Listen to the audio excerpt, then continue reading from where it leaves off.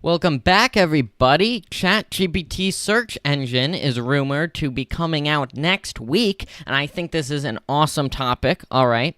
The reason we think this is happening is because apparently there is a search.chatgpt.com domain that was released, if you can see my screen here. All right, so let's test this out. If I go to search.chatgpt.com, oh, apparently it's not found. What happens if I put a random word in front of? It's not supposed to be registered. Gotcha. So what happens is if you put a random word in front of ChatGPT, right? Like apple.chatgpt.com, you get this page, right? But if you put search.chatgpt, you get not found, which is a different page, which makes people believe there will be a search engine coming. We do have some more news on this, like AI influencer Pete Wong tweeted search.chatgpt.com May 9th. That was, I guess he thought it's coming May 9th. But yeah, I mean, the rumor's plausible, but it's all speculation. But wouldn't it be cool if we got a search engine that could compete with Google, right? I mean, Google, number one. We all know that in the market, they are number one compared to everyone else. But I really think if ChatGPT made something to try to beat them, I think they could do it. Now, here's the weird thing, right? Microsoft Bing is basically an AI search engine. They've got AI features in there. It's not complete. It's not what ChatGPT would probably do. But ChatGPT is so close with Microsoft. I find it weird that they would create a competitor to Bing. Like, I feel like they would not like that, you know? And that might not be good for their partnership, but we'll have to see.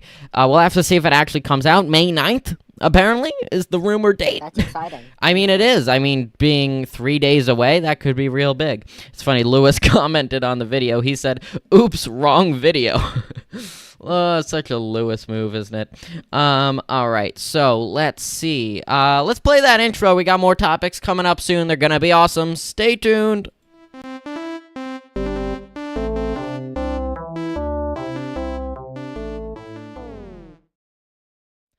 All right, let's start with today's tech history. This one's pretty exciting. On this day in 1998, the Apple Computer, the company, because remember back then they were called Apple Computer, not just Apple.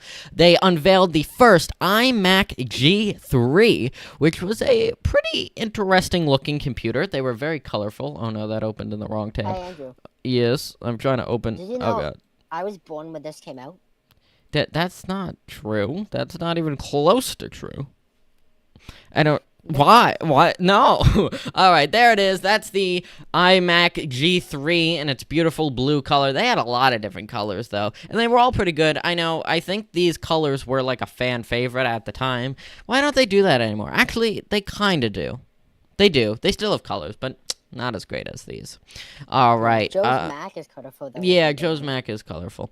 All right. Let's go to the next topic. This one's pretty exciting. This one's tomorrow. The Let Loose event by Apple for the iPad is tomorrow at, what is it, 10 a.m. Eastern. Pretty exciting. It's called the Let Loose event. Wonder what that's supposed to mean. I like the logo they got for it. It's an Apple logo with a little Apple pencil drawing there, and it's supposed to be entirely focused on the iPad. People are saying this should come with no surprise, considering Apple's only major product line to not receive any hardware updates in the entirety of 2023 was the iPad. As a result, the sales kept dropping on the iPad, which is not good for Apple, neither their stock. As we all know, Apple's stock is dropping. Actually, it went up. It kind of shot up a little bit, I believe on Friday. Let me double check that. I don't know how it's doing now. Apple used to be the most valuable company in the world. Not anymore. Because, well, again, stuff like them not releasing iPads, them not keeping up with AI, all that stuff has really been hurting them. But who knows? It's Apple. They could make a comeback. I'm just checking their stock price now. And there we go. All right, it was down today, 0.91%. but I can't seem to find. I don't know why it's not updating for me. But maybe I'll be able to find it later. What they did on Friday. Oh, here we go. So 5 days they're up 5%. Yeah, they shot up, I believe, because of earnings last Friday. Yep. All right. Let's continue on here. What else we got? We got Opera's AI assistant can now summarize web pages on Android. Sam, you're a big Opera GX user. Do you have it for your phone? I do, yeah. Oh, okay. Do you use it a lot? Have you used this feature yet? No, it came out pretty recently, and I haven't got a chance to use it, and I don't have a reason to use it. Gotcha. I can try it right now. Oh, yeah. See if you could try it. So I know that this feature reminds me of a lot of what was kind of not leaked, but rumored to be coming out with iOS 18. Apple was supposed to be releasing a feature, I believe, a lot like this. The Opera's is called Aria, and it launched last year, Sam. So I think you've had a lot of time. Like Aria launched last year. Gotcha, but these new ones are soon. Okay. Have you used Aria at all? Yeah. Okay. So apparently it's just like a chat bot-like interface. I mean, that's really how we all interact with AI, well, that's not even true, because, like, there's AI probably brought you to this video if you found it in YouTube recommended. So, like, not all AI is through a chatbot, but when people really think of using an AI, it's through a chatbot. But yeah. All right, well, I think this is cool. I hope we see more features. The summarize feature, by the way, I didn't really dive into it. But basically, you can just send a link to Aria, the chatbot, of a page you want summarized, and then Aria will come back with a little summarized version. So let's see. Oh yeah, it worked. Look at that. Cool. All right. What page did you use? I used the article that I sent you for the main topic. Oh, okay. So I'm watching a little video here. All of us are watching it. So there you go. So they just sent a little link onto, hey, it's a TSARP video. So they just sent a little link off to Aria. Aria came back with a response with all the details. I think that's pretty awesome. I mean, I wish we had more stuff like that. I mean, Gemini does that, I believe. I've been using Gemini a lot recently, and ChatGPT. I use ChatGPT the most. What I recently used was Claude by Anthropic, and I thought that was very good. It was more targeted to exactly what I wanted, and saved, and didn't have a lot of the errors that ChatGPT had doing the same task. For instance, what I was using it for was trying to find people to interview for TSARP. I asked it, I think, to find a list of like tech entrepreneurs. Maybe I gave it more specific details. But what ChatGPT kept doing was it would repeat a lot. Like, it would sometimes repeat in the same output, the same companies. Sometimes it would give, like, way too common, obvious responses, like Elon Musk. I'm like, okay, we're not getting Elon, I can tell you that. But, it just wasn't great. But what Anthropic did, or Claude, I believe, was it gave me only one answer, only once. So, like, it gave me Elon, but only once, never again gave it to me, where, like, every time I would ask ChatGPT, it would repeat. So, I've been testing out a lot of different chatbots, and I'll keep you updated, right? I like to tell y'all what I found, but, yeah, right now, I think I like Claude maybe the best. I really got to test it out more, though. And also, it doesn't have some features that ChatGPT does with, like, plugins. Like, it doesn't have any of that. So they're all good for different reasons. Okay, let's move on to how OpenAI is apparently collaborating with Stack Overflow. They signed a deal today, or might have been today. I saw a tweet by Greg Brockman, right? President of ChatGPT. Maybe. Double check that, Sam. All right. So they signed a deal with OpenAI to supply data to its models. Now, this is good and bad. We'll go into bad in a little bit, but let's start with the good. So basically, this is going to help improve ChatGPT's coding abilities, right? That's what Stack Overflow is for. Yes. Right. And is that his name, Greg Brockman? Yes. Right? Okay. Yes. We're not close. We used to be close. No, I'm kidding. So anyway, Stack Overflow, obviously, all for coding questions, coding bug fixes on there. Everyone, if you code in a non-block language, in a text-based language, you've probably been to Stack Overflow once or twice at least. They have now supplied ChatGPT with all that data from all their posts pretty much ever, saying these are the right answers, these are the wrong answers, these are the this is the question asked, this is basically all the data on coding we have. And think about how incredible that is, how many bugs there have been on Stack Overflow that people have fixed. Like, I feel like any issue I look up, someone else has had it and it's on Stack Overflow. So think about all that massive amount of data that now ChatGPT will have. And the question I'm really wondering is, how much did that cost? Because it has to be so much. Like, Stack Overflow probably made a pretty good penny for this. And I mean, for OpenAI, this is fantastic. Think about how great at coding it's going to be. But all that sounds amazing, right? Win-win. No, because there's a third party here that it might not be a win for, and that is the end user. Well, not even the end user, the beginning user, the user from Stack Overflow. The end user is really the user now using ChatGPT. But the users on Stack Overflow, now, if you have ever posted a question or an answer, all that data is now in ChatGPT. Now, let's think about this, right? If you had accidentally slipped up, and you had been like, hey, by the way, this is my API key, right? I trust you all here on this platform not to, do anything bad with it. But now, everyone using ChatGPT might have your API key. That API key connected to that API might be, connected to your debit card, credit card. Now, what if, you go onto ChatGPT and you say, hey, can you help me with this API? It's the weather API, and I think those APIs are normally free, but whatever. Then ChatGPT's like, oh yeah, and look at this random API key I found. This is a very extreme example, but like even really extreme stuff like that could possibly happen now. But the more down to earth example is just like the simple stuff of like, you're talking about your code and you're giving help, right, to people on Stack Overflow just out of the kindness of your heart and not trying to fuel large corporations. But, now the large corporations are now fueled on the answers you've provided, like out of kindness to other humans. Nope, that's not who's getting your help. It's now OpenAI. Well, it's not great. My personal opinion, when it comes to like data and all that stuff, I honestly don't care. I know a lot, and I know a lot of viewers of ours do care though. So that's why I bring it up. I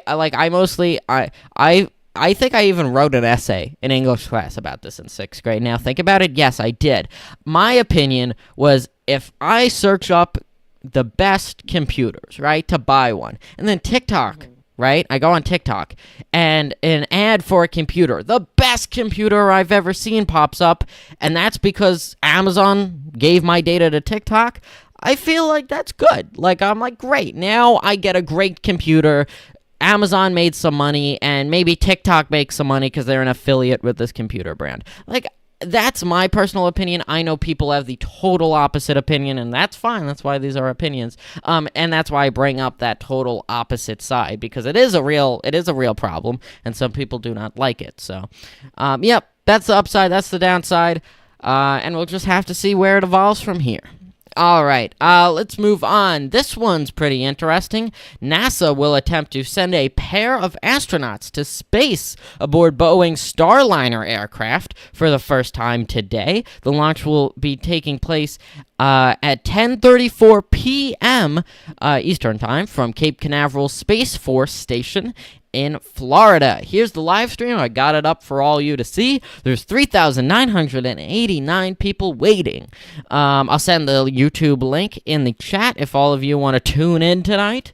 I will probably be watching it. I just realized my chat's cut off. All right. I can send it if you want. Just sent it. All right. Snowy in chat was asking what happened to the live stream emoji site. It should still work. Does it not?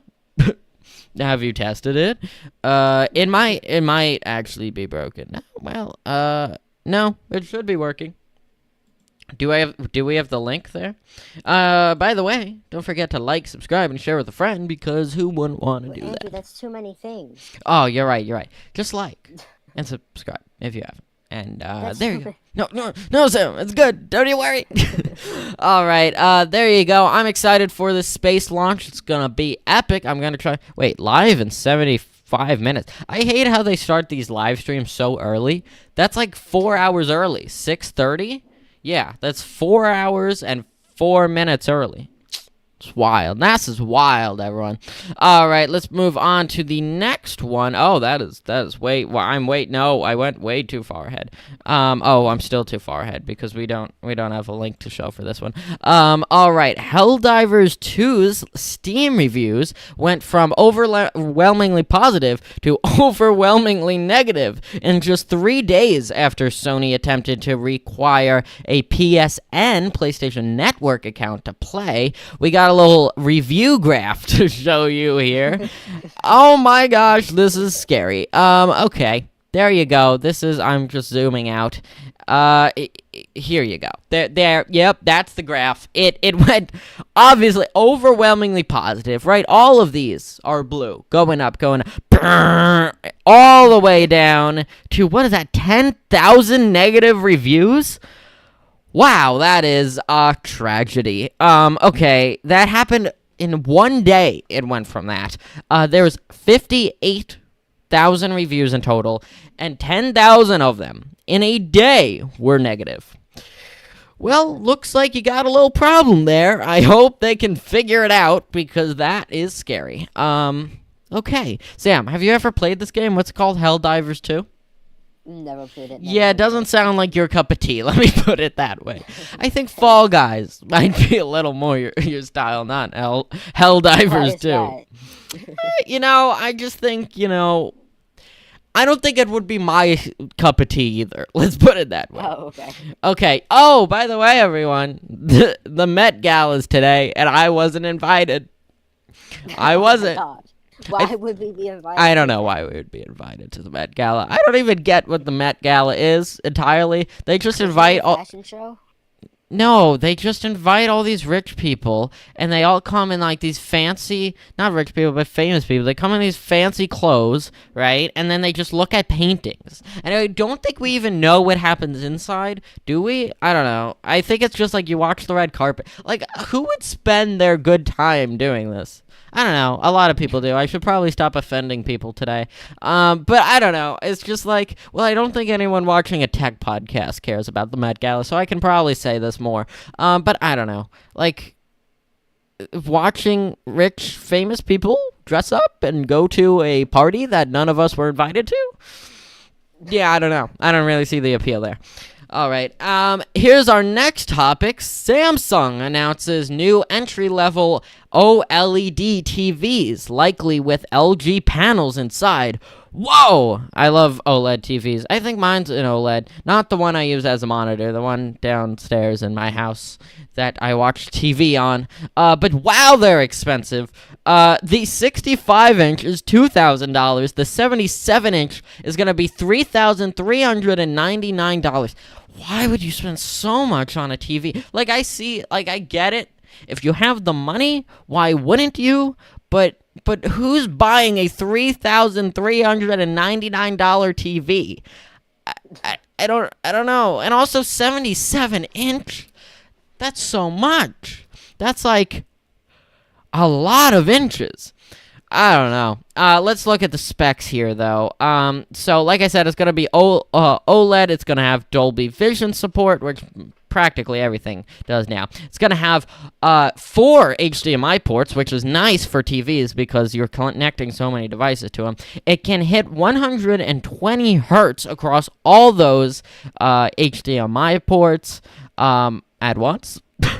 That was a joke because I don't know why you would be playing 4 things on one TV at once. I don't think that's even possible.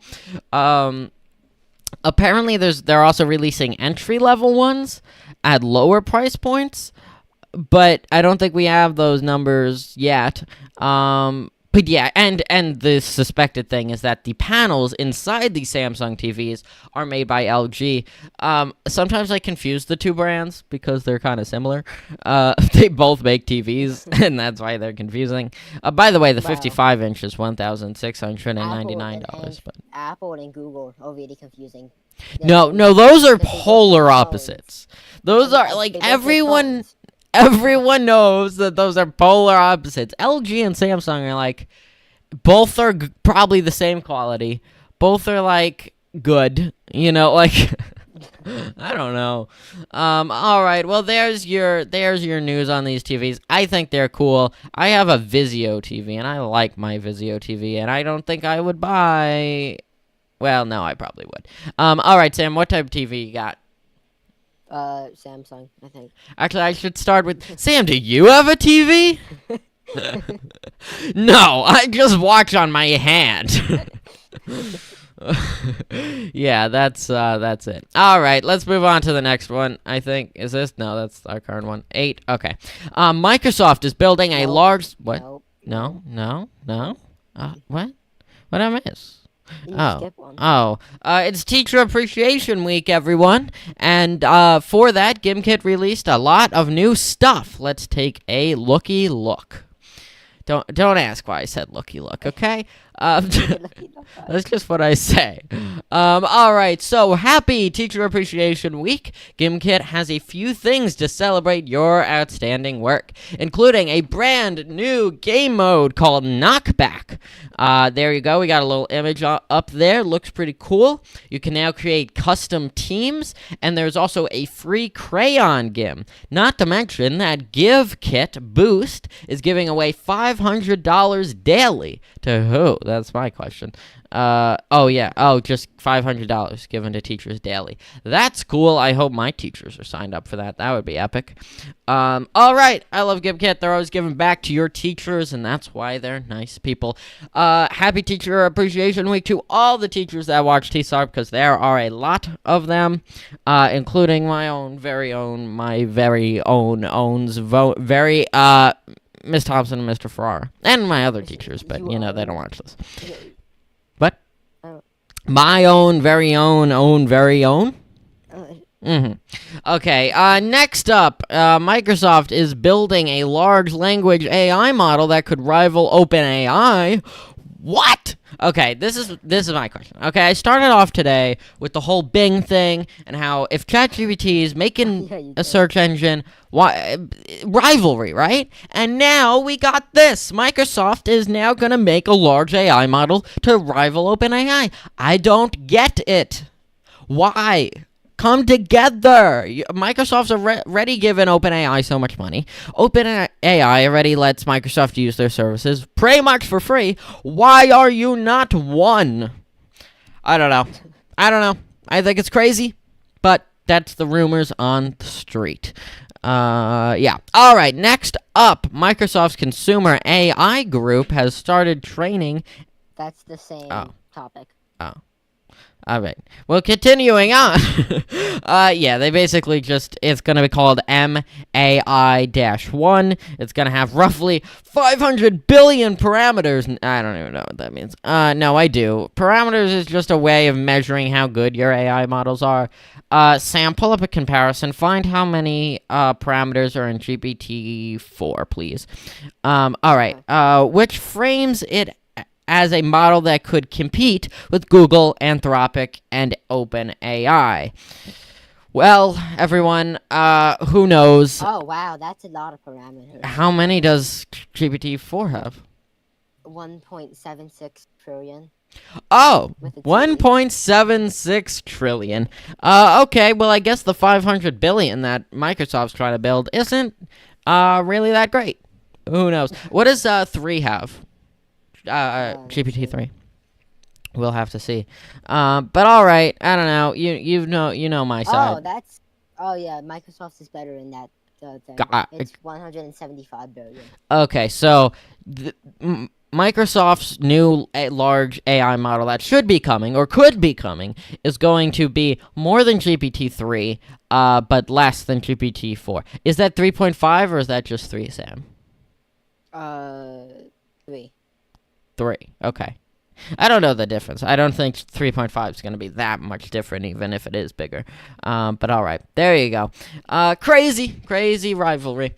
Google is changing how you set up 2FA. You no longer need to enter your phone number to enable two-factor authentication. They're streamlining the process so that it's a lot easier, because a lot of people find it too annoying to do, and then they get hacked. Instead of entering your phone number to first enable 2FA, which two-factor authentication, if you didn't know. Instead, you can now add a second step method to your account, such as an authenticator or a hardware security key to get things set up. I have that. I have both. I don't get why. I guess before you needed to have the phone number to then have the app, but I have both. Anyway, this should make it safer to turn on 2FA, as it lets you avoid using less secure SMS verification. You can choose to enter a time-based one-time passcode through apps like Google Authenticator, or you can follow the steps to link a hardware security key. Hardware security keys are probably safer, but if you lose them and a bad person picks them up, then there goes your accounts. So, yeah, basically the difference is an app goes on your phone. That's self-explanatory.